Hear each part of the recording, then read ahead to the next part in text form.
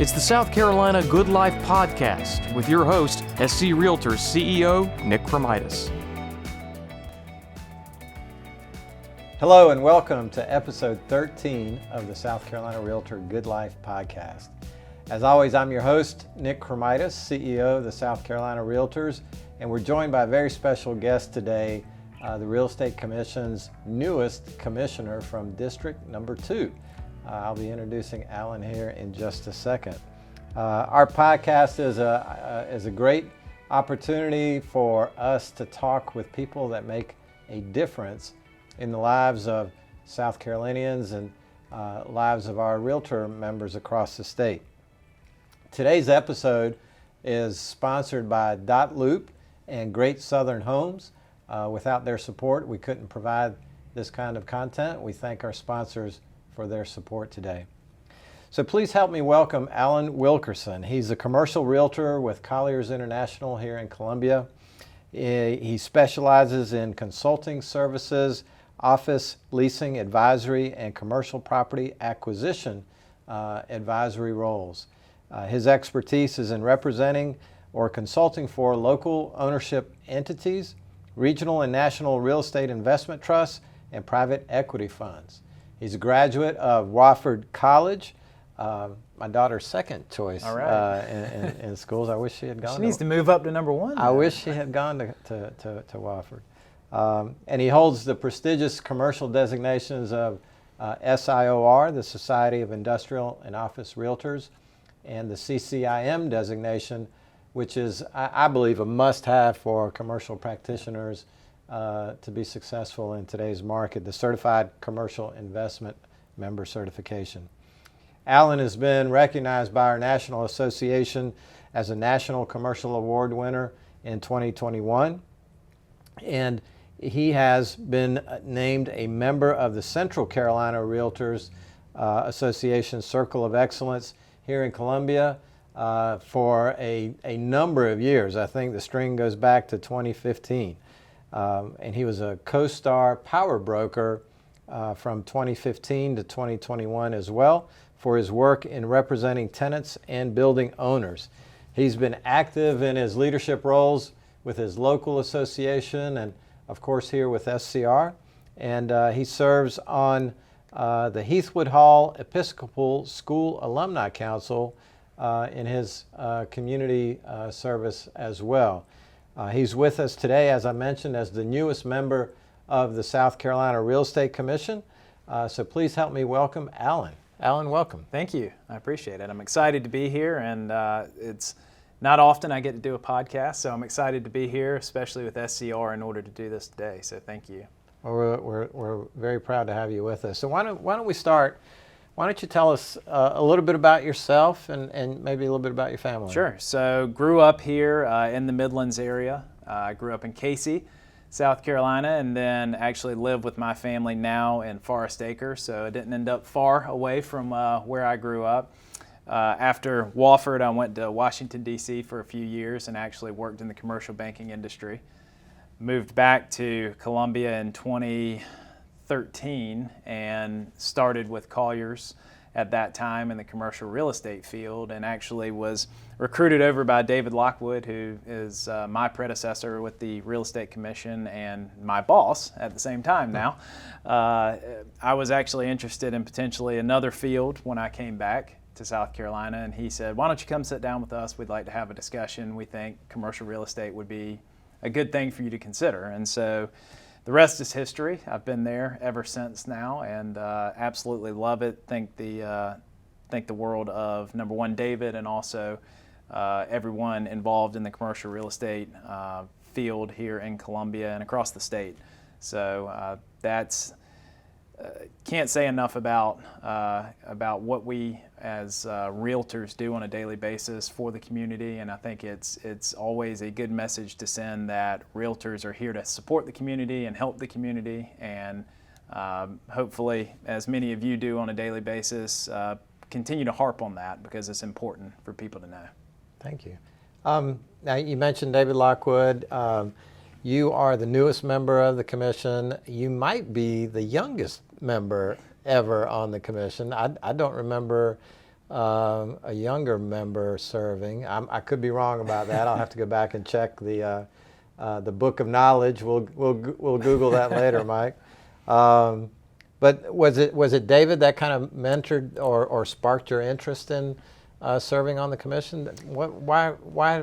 What drove you to serve on the Real Estate Commission? Yeah, so I think the commission plays an important role, obviously, in the role of realtors and the role of the real estate industry as a whole in the state, tasked with certainly protecting the community as a whole, making sure that people are following the law when it comes to how they're operating on a daily basis. And the commission, I think, is vital in the way that our business is conducted, both on the residential and on the commercial side. Fortunately, I've not had to deal with the commission personally in any capacity outside of just keeping up with rulings and keeping up with what's going on, task forces, et cetera there. But the commission continues to push to better the real estate community in South Carolina. Again, I mentioned some of the task forces that are underway now that will continue to hopefully improve the way we all operate on a daily basis, some from an education standpoint, some from a wholesaling standpoint, others, again, with residential property disclosures. And so I think there are a lot of things that are going to continue to morph and change there that are going to be for the better. And that should be the goal. The goal should be, number one, protect the community. Number two, how can we make what we do as a living easier and better on a daily basis, while also making sure that those who are involved who aren't practitioners are protected. Right. So the commission I've always held in high esteem, and I'm excited to be a member of it now and honored to be a member and to serve the 2nd Congressional District. Thank you, Alan. You know, for our listeners out there often is a little bit of confusion between the association and the commission. So much so that if you look on our front door at of our building, we actually have directions to the Real Estate Commission on our front door because we have so many folks who think we are the commission. The commission is the state regulatory body that issues licenses, that can issue disciplinary actions based on South Carolina license law, and they handle those types of licensing and education issues. The Realtor Association, of course, is the largest trade association in South Carolina, and once you have a real estate license, you can apply and become a Realtor member. And I love to point out, Alan, that our members, which now are around 28,000 Realtors, a little bit more than half of all the licensees in South Carolina, make up about 87% of all the transactions in the state. Yeah. So when we talk about professional trade association, that's who we are, and the licensing and regulatory body is the Real Estate Commission. That's who they are. So what you mentioned this a little bit, but other than some of the monitoring you've done, what other experience has led you to this service on the commission? Yeah, and I'm glad you mentioned David Lockwood earlier, and I think it's important, his role at the commission in 10 years of service and some of the things he's brought back to our company as a commissioner as best practices, things you need to watch out for. These aren't things that a lot of times people are aware of on a daily basis. Many are, but those who are most engaged are, but many are not. And it's amazing how fast something can just swell up and become an issue. And so David's focus on it, I think, has really garnered a lot of focus internally with our company, and certainly has driven my interest more in the commission as a whole, and wanting to continue to see the commercial real estate field, which I find myself in, but also the residential real estate field grow and better themselves, and to be sure, again, that you're looking out for what's in the best interest of the public when doing so. And so it's something that I don't take lightly, and believe that continues to need to be a focus for many out there. Great. You know, the commission is currently chaired by Andy Lee from the upstate of South Carolina in Seneca, South Carolina, right? That's right. I think it's Lake Kiowee. Lake Kiowee. Yeah. And under his leadership over the last couple of years, the Commission has created a number of task forces to try to tackle some of the pressing issues in the industry. What do you see as some of those pressing issues coming in from your commercial perspective for the Commission to tackle in the years ahead? Yeah, and I certainly think number one on the list right now is the residential property disclosure form. That's getting a lot of attention, not only at the Commission, but also at in the press with DHEC and others, with things that you see going on, especially in coastal regarding areas. flood disclosures. Coastal areas. It's an issue that's going to continue to rear its head. And flooding doesn't just happen in the coastal areas. That's true. As we know in Columbia in 2015, we had a 1,000-year flood here. So it can happen anywhere, and that continues to be an issue that needs to be dealt with. And it's obviously a fine line to walk as to how far do you take that. Yep. But a little known fact, there are flood insurance policies issued in every single county of South Carolina. Yeah, absolutely. Yeah. And so in looking at that, that's important. The wholesaling, we don't see it as much on the commercial side as on the residential side. However, I will tell you, I have been involved where there was a wholesaling contract that we were not made aware of as part of a transaction. And it became, as you can imagine, it became an issue. So it is a real thing. It's going to continue to pop up, and it's going to continue to creep into the commercial side of the world as well. And I think one big thing outside of those that are task force items is broker in charge supervision. It continues to be something that's an issue and continues to be something that's brought to the Commission's attention, and it needs to, the brokers in charge really need to understand what their role is and what's expected of them. Obviously the educational portions and the continuing education should influence a lot of that, but we continue to see things that should not be issues rear their ugly heads that need to be dealt with. And it's unfortunate because not only does it put that agent at risk, but it's putting the broker in charge knowingly or unknowingly at risk as their supervisor. And the member of public. And the member of the public, most importantly, absolutely. Yeah. It is fascinating to see what's happening in the marketplace. During the pandemic, apparently some folks had time to get creative and come up with some interesting schemes, and the Real Estate Commission just recently put out an alert for this land scam that's taken place. If you haven't seen it, for the realtors that are watching and the podcast, please go to the Real Estate Commission's website. It's also posted on our association website as well. But there are fake sellers out there, individuals that are assuming the identity of the owner of the property and doing a pretty good job of faking IDs and driver's licenses and things like that. And in some cases, being able to take that property all the way to closing and defrauding clients and the real property owners in those cases.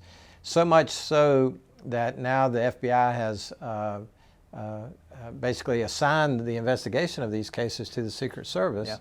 And we've been sharing those contact numbers with our members more often over the last few months than I care to say, because it is much more rampant out there, especially in the coastal areas. So Alan's mentioned a couple times the task forces that the Commission's working on. Professionalism, broker oversight certainly are recurring themes. And when you talk about broker oversight, it reminds me of a story, a real, not a made-up story, a real story. Some of you may remember Bob Selman when he was the administrator of the Real Estate Commission a long time ago. And I remember we were at an association meeting, and Bob was giving a commission update, basically scaring the daylights out of folks with all the bad things that can happen to you when you violate license law. And a broker in the back of the room raised his hand and asked Bob how he could get a list of all the agents under his brokerage. And now this was before you could go on the website and just do the licensee lookup, and that's how old this story is. So don't date me, anybody. But Bob said And I'll never forget this because Bob didn't lose it or anything. He had a very straight face. He said, I will have that information delivered to you. Well, it was delivered to that broker by one of the investigators of the Real Estate Commission who did a check and audit of their books. And guess what? A few weeks later, they were in front of the commission dealing with some disciplinary actions. So it's important that our members understand the law, its implications, and why it's important to follow the law. It's not just because it's the right thing to do and it's because you should do it, but it protects the public, it protects you, and anything that enhances the professionalism of our industry helps us continue to raise the bar going forward. So, Alan, sometimes public service, serving on boards and commissions can be a kind of a thankless job. But I wanted to be the first to say thank you on behalf of the 28,000 realtors of South Carolina. Thank you for your service and stepping into this area, because the Real Estate Commission tends to see kind of the worst of the industry. And for those of you that are watching, please, I would beg you to spend a day at one of the commission hearings. And it will be the most enlightening 8 hours. No, they don't. Your meetings don't last that long. Well, some of them can. Some of them can. But it would be some of the most educational and enlightening time you could spend. Do it at least once. And I think you'll learn not only to appreciate the work that our commission does to protect our industry and protect the public, but you also see kind of how thankless the job can be as well. So, Alan, thank you. So I've got some lightning round questions to kind of wrap things up, but before we wrap things up, I want to thank our sponsors one more time, .loop and Great Southern Homes. Without their support, we could not provide content like this. So thank you again to our sponsors. So, quick lightning round. All right. What's your favorite book?